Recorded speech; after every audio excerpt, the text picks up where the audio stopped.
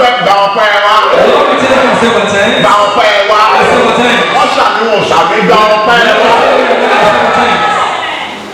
A fẹ́ yí ọ̀rọ̀ rẹ wò. Wọ́n rẹ̀ examine your Lord. Ní orúkọ Jésù. Olúwa wọ́n sọ̀rọ̀. Speak to us. Ẹ̀mí ohun àtògbé ó yá jáde. Spirit of sleep, God. Ẹ̀mí àròyé ẹ̀mí ẹjọ́ wẹ́wẹ́ ó yá jáde. Spirit of murmuring to murmuring. Ẹ̀mí nínú kò yá gba iṣẹ́ rẹ̀ ṣe. Holy Spirit take control. Lókòókò ká yẹ Ọlọ́run. At the end of it, let us praise our God. Jésù Olúwa wa. Jesus our Lord. Ẹja dùn. Let us have a seat. Àkọlé náà sọ pé The topic say, ẹni tí fi àṣírí hàn. the person that reveals secrets. Ẹni tí fi àṣírí hàn. The person that reveals secrets. Mo fẹ́ kí kinní kan yé wa lónìí. I want us to understand something today. Àlàfo ńlá yìí Those dreams that you have àṣírí ni. is a secret. Lọ́rùn bó o bá mọ̀ mọ̀ lẹ́nu. If you don't know today, Kò sí àlá ẹ̀kan tí o lá there's no dream that you had tí òfin kankan tó ṣe pàtàkì hàn. that did not show something important to you. O lè má mọ̀, You may not know, o lè má yí ọ. you may not understand. Ibi tó fà burú sí jù ní pé And the place is so tough is, o lè gbàgbé. you may even forget. Èyí tó burú jù nìyẹn. That is the most dangerous Àwọn thing. ará bí tà ń gbàdúrà wọn lẹ́ẹ̀kan. The people that we are praying concerning them, Wọ́n kàn ló ti tó àkókò láti wàásù ni. they said it is time for us to preach. Àwọn kan wà nínú wọn. There are some of them, Wọ́n á fún ẹ lóore ọ̀fẹ́ láti lá àlá yẹn. they will give you the grace to have the dream, Ìmọ̀ láíláí but no way. tó o bá jí. When you wake up, O ò ní rántí ẹyọ kan báyìí bẹ̀. you will remember anything. Wàá rọ́nú. You will think and think, Mo lálàá. I have a dream. Torí pé wọ́n mọ̀ pé tó o bá mọ̀ túmọ̀. Because they know if you know the meaning, Wàá sáré lórí ẹ̀. you will run on it. Ó tó ṣe ọba yẹn nìyẹn. That was what happened to that king. Ọba yẹn ní mo lálàá. The king said, I have a dream. Bẹ̀ẹ̀ alámi fò lọ lórí mi. I cannot remember the dream again. Àtàlá fúnra ẹ̀. The dream Àti túmọ̀. and interpretation, Kò sí kankan. there's nothing. Ẹ gbà mí. Please save me. Ọba yẹn mọ pàtàkì àlá. The king knows the importance of dream. Ẹ̀yin ọmọ Ọlọ́run. Children of God, Ẹ̀yin tẹ́ máa ń pariwo àlá bọ̀. you that say the dream is foolish. Ọlọ́run gbọ́ àlá ògbọ́n. Listen, dream is not foolish. Ìwọ ló ń bọ̀ fún ara ẹ. You are the one that is foolish. Torí pé àṣírí ni tá a fi wọ̀. Because it's a secret that was revealed to you. Ọba yẹn mọ̀ pé ìjìnlẹ̀ ló tá a fi wọ̀. The king knew that it was a mystery that was shown to him. Ṣùgbọ́n wọ́n ti gbé lọ lórí ẹ̀. And he took it for him. Àwọn ọmọ mi rárá eléyìí ò ní rí bẹ́ẹ̀. He said, no, this one will happen like Lórí this. ẹ bá mi pe gbogbo àwọn aláfọ̀ṣẹ́. Go and give for the soothsayer. Àwọn kan lébíyà. All the telling Àwọn tí mò ń ná lóde lórí. people that spend my money Ẹ on. pè wọ́n wá. Call them for me. Wọ́n ti déwájú ẹ̀. When they got before Ní you, ọba tó fẹ́ sà. say, love me, king. Kábíyèsí ni ẹ máa wulẹ̀ dán iná mọ̀ ètò ìkíni yẹn tó.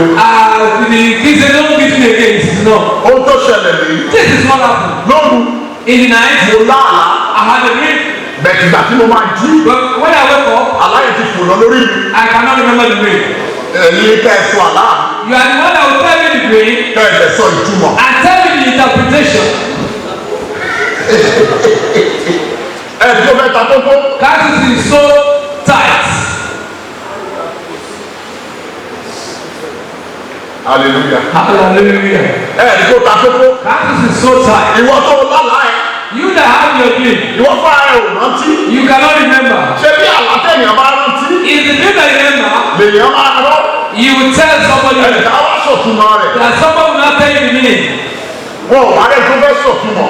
There is nobody that will tell you the meaning. Ó ká ọba yẹn lára. The king was so angry Olóòmọ pàtàkì tó wà nínú àlá. because he know the importance of it. Ṣé wọn náà mọ pàtàkì tó wà nínú àlá báyìí? Yourself, you know the importance in Ó dream. kàn máa ń lálàá ṣeré ni. You always have a dream as a play. Ó wá túmọ̀ fálá rẹ̀. You never look for meaning for Ó your di dream. ẹ̀ bìkítà. You did not even care. Ó mọ̀ fálá rẹ̀ ni wọ́n sọ fún You ọ. know it's for tomorrow that was spoken to you. Abájọ No wonder. tí ọ̀la ẹlòmíì fi bàjẹ́ lónìí. There are some people see tomorrow was bad Torí today. kò kíyèsí àlá rẹ̀. Because they did not observe the dream. Ọba yẹn kíyèsí àlá rẹ̀. The king observed the dream. Ara rẹ̀ ò lélẹ̀. He couldn't rest. Ó ní ẹ̀mọ́ tó máa ṣẹlẹ̀. You know Ẹ what? kó gbogbo àwọn kìnnì wọ̀nyí ẹ lọ pa wọ́n. All these people who say, go Gbogbo and àwọn kill tó wà them. lé wọn ẹ lọ pa wọ́n dànù. All the people in the house, go and kill them. Torí òwúlò fún iṣẹ́ tí mo pè wọ́n. Because they are not useful for the work I call them to. Bàbá dúpẹ́ lọ́wọ́ Ọlọ́run But we should thank God lórí ẹni tí ẹ̀mí Ọlọ́run wà nínú rẹ̀. for somebody that have the spirit of God. Daniel ṣé ò tí ì fẹ́ ẹnikẹ́ni. As somebody thank God they not kill anybody. Àròkù yóò tí pẹ́ anybody. Oh, you have not killed anybody. Yóò tí pẹ́ nìkan kan. I have not killed anybody. Má pààyàn mọ́ o. Don't kill anybody. Gbọ́dọ̀ lọ sáàfin ọba. Go back to the palace of the king. Lọ sọ fún ọba pé. Go and tell the king that Tó bá di ọ̀la. by tomorrow, Àlá rẹ̀. his dream Àti ìtumọ̀. and the interpretation, Yóò wá sọ́dọ̀ rẹ̀. it will come before him. Mọ́mì dáàbì. Mommy, daddy, Oníṣẹ́ ṣe lórí àlá rẹ̀. you have what to do on your dream. Bíbélì pé lórí eku wa báyìí. The Bible says on our knees Ní àwọn òbí ti ṣẹ́gun. that we are going to conquer. Ọ̀lẹ ni ọ́. You are too lazy. Ọ̀lẹ ọ̀rọ̀pánọ́pá.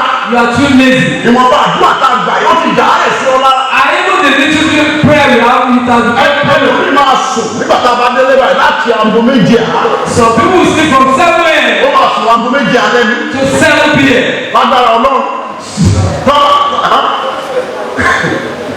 Tọ́lá di When you wake that person up, lọ́wọ́dún jẹun báyìí tó jẹun the báyìí. person struggle to eat, Kò ní sanwó. he will not even wash Ó máa hands tó fi dìbò lulẹ̀. and he will sleep out. Torí ó ṣèṣó ẹ̀ẹ̀kan Because they ṣoṣo. have one night vision. Ẹ̀ẹ̀kan ṣoṣo. Just one. Àánú rẹ̀ ṣe mí. I pity you. Ọmọ ń bá tiẹ̀ jẹ́ níbi àlá. Yours is being distracted. Ọ̀tá ń ṣẹ́gun rẹ̀ nípa àlá. The enemy are copying you. Ọ̀tá ń borí rẹ̀ nípa àlá. The enemy are coming to dream. Lórí òkè sára. Because we are not careful. Wo èèyàn tí ìké sára ni ó. Somebody that doesn't care. Èèyàn tí ò bìkítà ni ó. Somebody that doesn't care. Abájọ tó fi rí ọmú. No wonder you are being captured. Téèyàn bá bìkítà fáyé ẹ̀ wá rí If mú. you don't care about your life, you'll be captured. Ẹni tí fi àṣírí hàn. The revealer of secrets. Ohun tó rí yẹn What you are seeing àṣírí ni. is a secret. Ó bọ́sì kó jà àṣírí ogún. It may be the secret of battle. Ó bọ́sì kó jà àṣírí ìyanu. It may be the secret of miracle. Wọ́n ní Màríà Mary, lójú àlá yìí. in her Wọ́n dream, sọ pé ohun tó wà nínú ẹ̀yẹ èmi ni mo wà. that what is in you, I'm the one. Ṣẹ̀dá pé àlá rere ni. You know it's a good dream. Ẹ̀ dáhùn mi. You know answer. It's a good dream. But báwo ni Joseph ṣe fẹ́ gbọ́? How will Joseph hear of it? Ìyẹn ni wàhálà rẹ̀. That is the problem. Ṣùgbọ́n tó fara hàn Màríà. The person that Wọ́n sì wà láàyè is still alive láti fara hàn Joseph. to appear to Ó Joseph. tún fara hàn Joseph. He appeared to Joseph also. Màríà ni má kọ sílẹ̀ òtún mo ní kó fẹ́ kọ sílẹ̀ nìkan. That Mary don't divorce her. I can see you want to divorce her. Ohun tó wà nínú ẹ̀yẹ. What she's carrying, Èmi mo wà bẹ́ẹ̀. I'm the one there.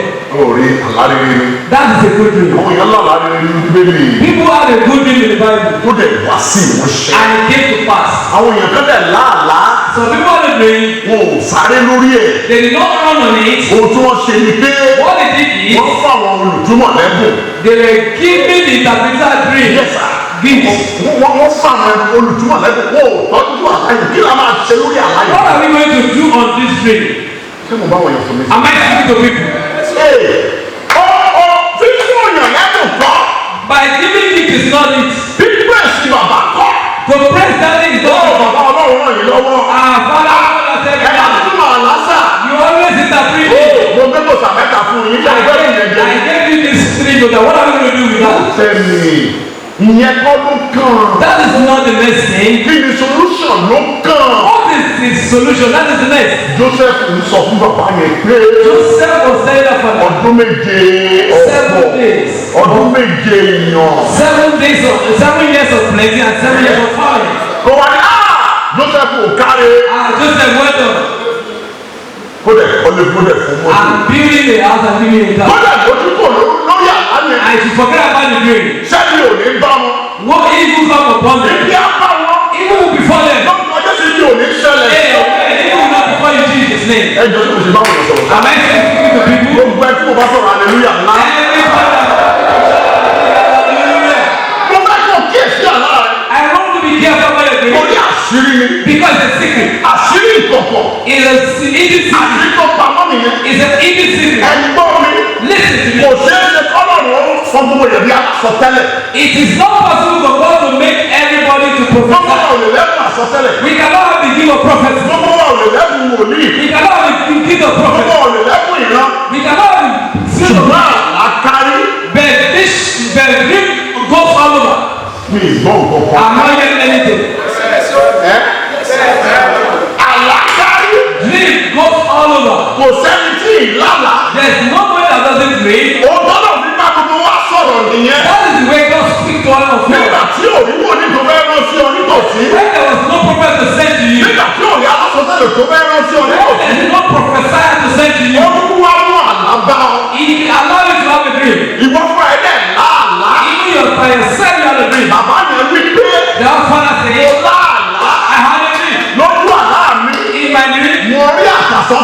sọ̀kalẹ̀. I can see the order coming from heaven. Listen. Àwọn áńgẹ́lì ń gòkè. The angels are Wọ́n coming up. sọ̀kalẹ̀. They were coming and descending. Bàbá yóò dà fún iṣẹ́. Amen. No professor. Wọ́n gòkè. They were ascending. Wọ́n sọ̀kalẹ̀. They were descending. Bàbá yẹn kíyèsí àlá ni. That man himself Ó is ní free. àṣẹ Olúwa wà ní He said, no, I did not know. Èmi ò sí lọ. God is saying, I know not. Ó mọ ìtumọ̀ àlá rẹ̀. He knows the meaning of the Ó dream. mọ ìlú àlá rẹ̀. He knows the evidence. Ó mọ ohun tó túmọ̀ sí. He knows the meaning of the dream. Ó ní Olúwa wà nínú ìwọ yìí. He said, God is here, Èmi ò dẹ̀ mọ̀. and I knew not. Níwàá ibi tó ti lálàá ni. Where he had a dream Ẹ ṣàkíyèsí pé kí àti èsì tẹ́lẹ̀ ti lè lálàá. is not a place to have a dream. Àwọn ibìkan wà. There are some place, Bẹ́ẹ̀ ni wọ́n bá sùn bẹ̀. if you sleep there, Àlá máa fò yàn kọjá. dream will fly over you. Tí wọ́n bá tẹ̀yàn sí inú agbami ẹ̀fọn. When they put you where there are mosquitoes, Lágbára Ọlọ́run. by the grace of Àlá máa fò kọjá. the dream will just fly over that person.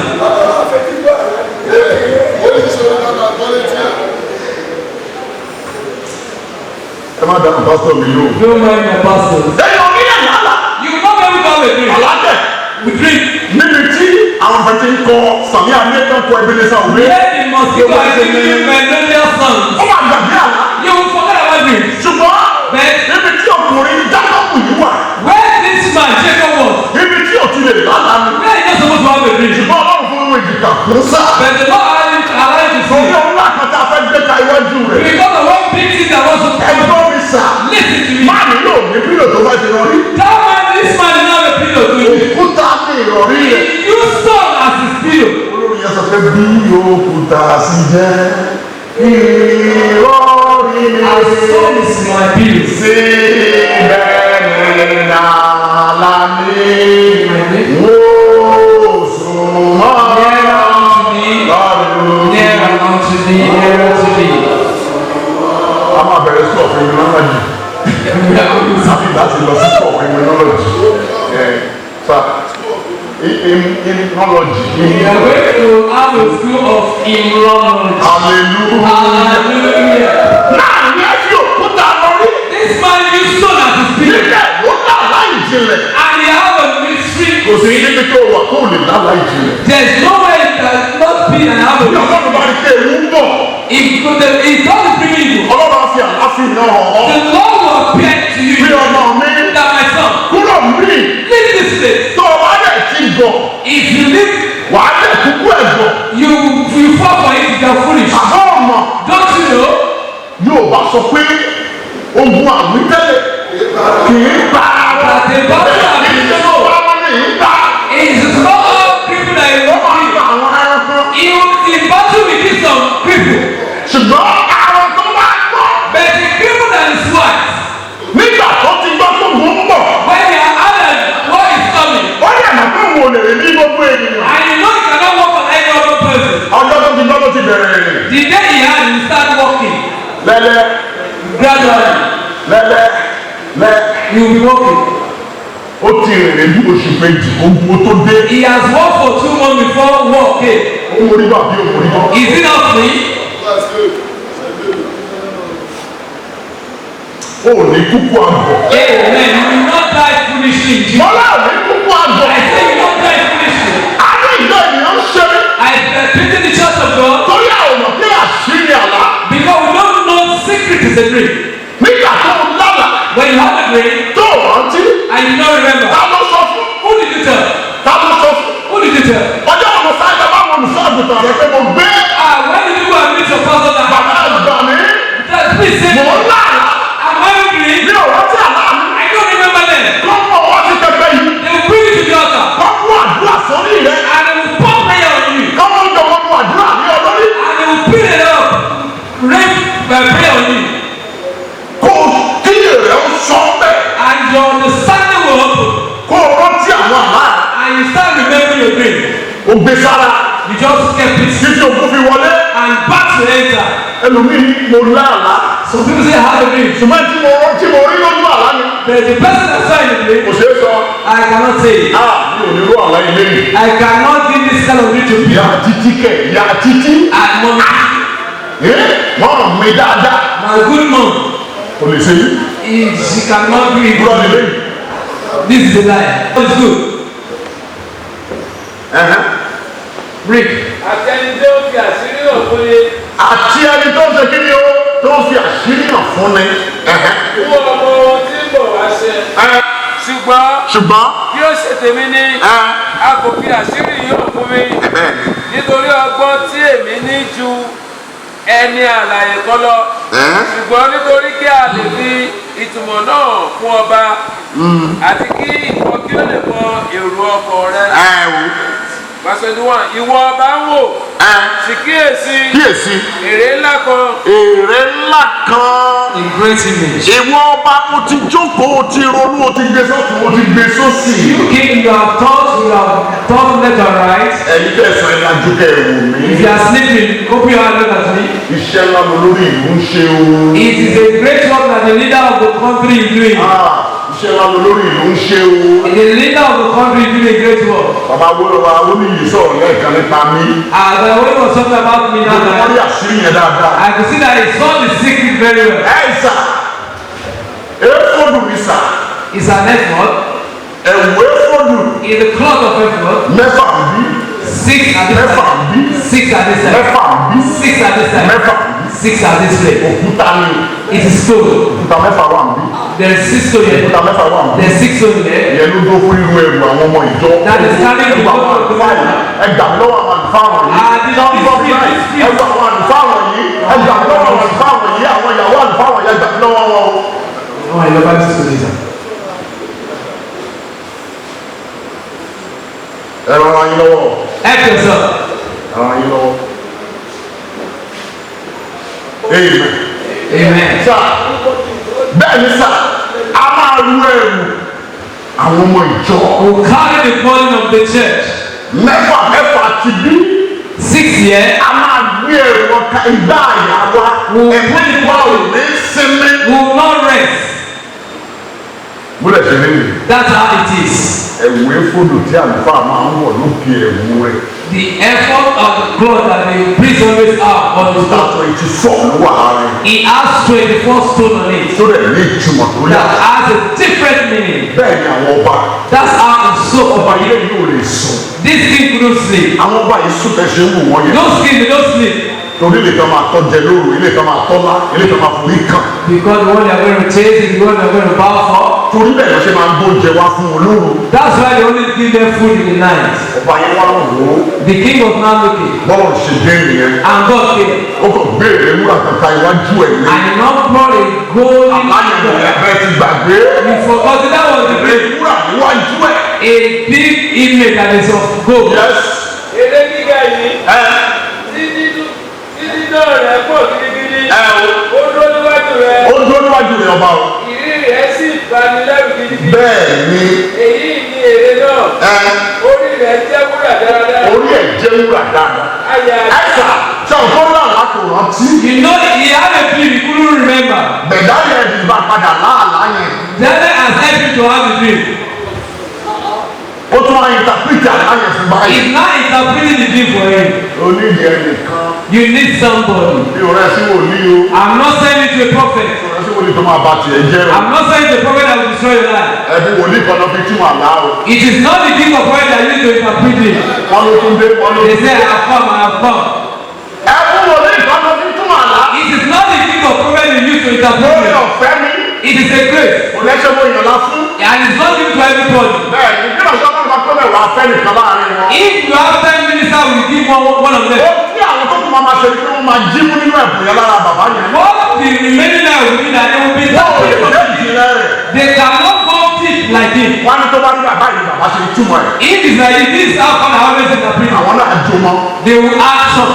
Ṣùgbọ́n ẹni tá a fún. But the person that was Ó giving, máa fẹsẹ̀ bàtà kan lọ jù wọ́n lọ. he will be a step ahead of them. Sáà.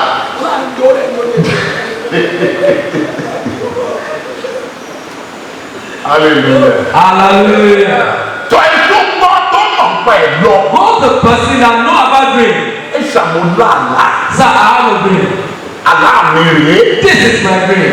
èyí tó bá rántí a máa gbàdúrà fún un rántí ni àwa ò bẹ̀rẹ̀ láàlá mọ́. The one that you never will pray for you cannot pray for you. àwọn ènìyàn máa fẹ́ jù. And that will take long time.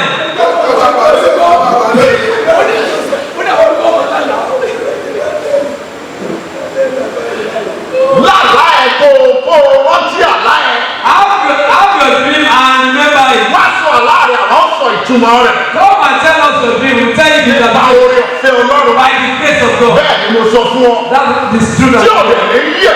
And you do not miss. ìtumọ̀ yẹn máa jẹ́ bẹ́ẹ̀ ni àti àmì mi. The meaning will be just an enemy.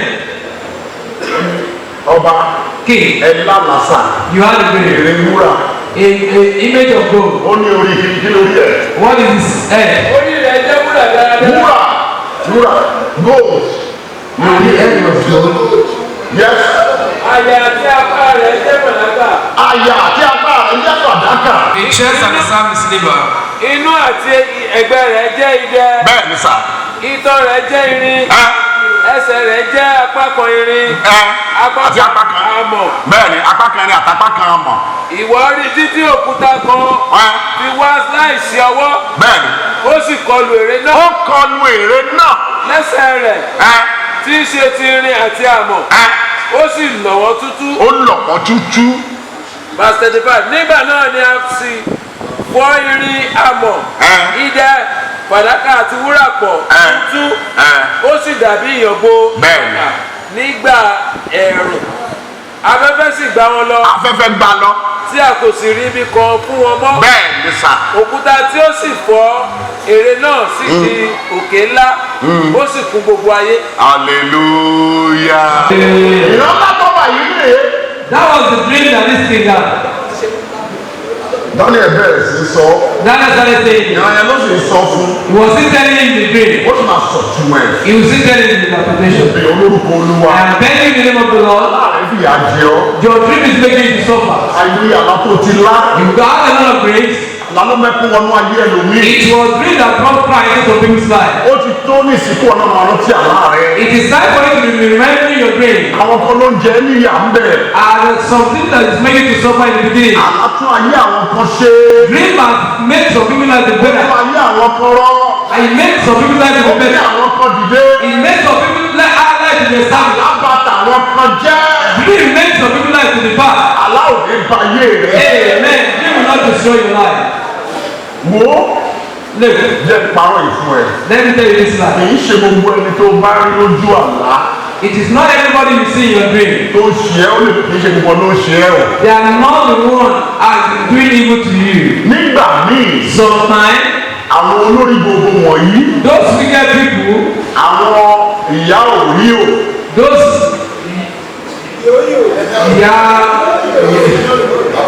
àti bẹ́ẹ̀ bẹ́ẹ̀ lọ and so on and so forth, wọ́n máa ń para dà. they change. bíbélì wípé Bible says áńgẹ́lì òkùnkùn the angel of ìyẹn náà máa ń para dà bí áńgẹ́lì ìmọ́lẹ̀ the náà. angel of darkness do change to the angel of light. ó ẹ tó ń gbọ́ mi kó sọ pé If you are hearing me shout a big hallelujah. bàtà ìjẹ́ kí n máa fẹ́ gbọ́. You not know, allow me to know if you are hearing me. bíbélì sì yẹ múlẹ̀ sá. Bible establishes ṣé áńgẹ́lì òkùnkùn that the angel of darkness á lè para dà. manifests á dà áńgẹ́lì ìmọ́lẹ̀.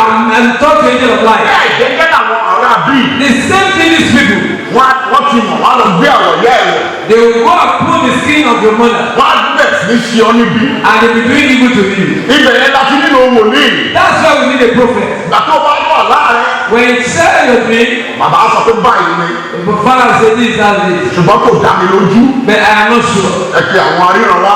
Please call the seer. ẹ tẹ̀lé nínú àlá ẹ̀. Follow this person in the dream. ìyá ẹ̀ kọ́ o. They will say it's not the mother. wọ́n á wá ju orogún ìyá ẹ̀ kan They will báyìí. say one of your stepmothers ó pupa láwọ̀ fẹ́rẹ́fẹ́. is very fair a bit. olóńgbà ìwọ̀ ìyá ẹ̀ wọ̀. Is the one using the skin of the mother. àlẹ́nu mi ti pàyà ẹ̀ torí àlá. Some people they kill their mother because of dream. mo gbọ́ dáadáa tán. I heard it very ìwé well. ìròyìn. In the dream ó máa ṣàyà ẹ̀ pa ni. that they will push out the mother. oníwèsì. It's a witch. o ò ní rọrùn. You will not see trouble. àbí ẹni tó bá fààyàn pa. Somebody that matches somebody to death ọwọ́ bá bà wá ní kó máa lọ lẹ́ẹ̀ láyọ̀ àtàlà. lálàáfíà. If that person is out there, will I leave that person free? Ó máa fi kú ṣèfàjẹ́. That person too will die. Ẹ jẹ́ ká gbé àlá wa jọ ọ̀tún mọ̀ nípa rẹ̀. Let's go to people that know about dreams. Mo ti lábàá ìgbédìde.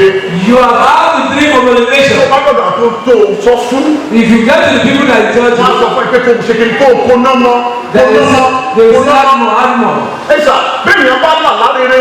If you have a good dream, Ẹ sà ó nílò ìkónáwọ́ gidi you ìkónáwọ́ need to gidi. be more serious with it. Tàbí tó bá wá lálàá. Sometimes you have a dream Tó sáré tì. and you run, you couldn't run again. Ogun ìyá ọkọ ẹ ká o. It is not the battle of your Kì í ṣe ogun father. bàbá ọkọ ẹ rárá. It is not the battle of your father. Ìgbà tó o fẹ́ sùn lálẹ́. When you want to sleep in Ó night, ti fi aṣọ bú ẹsẹ̀. Ó ti rí gbogbo ẹ̀ lókè. you are useless to wrap yourself. Ìyẹn ni òfin ọlá àǹfààní àti sáré. It did not give you an opportunity to run. Ọ̀run tiẹ̀ máa ràn lọ́wọ́. Heaven will help that person. Ẹlòmíà náà rí pé òun dédé fò. They will see that they will just fly. Ń gbé sí àṣẹ́kìtì mo ti bá jẹ. Hope I'm not a witch. Ta ló sọ fún àjẹ ni Who ọ́? said you are a witch?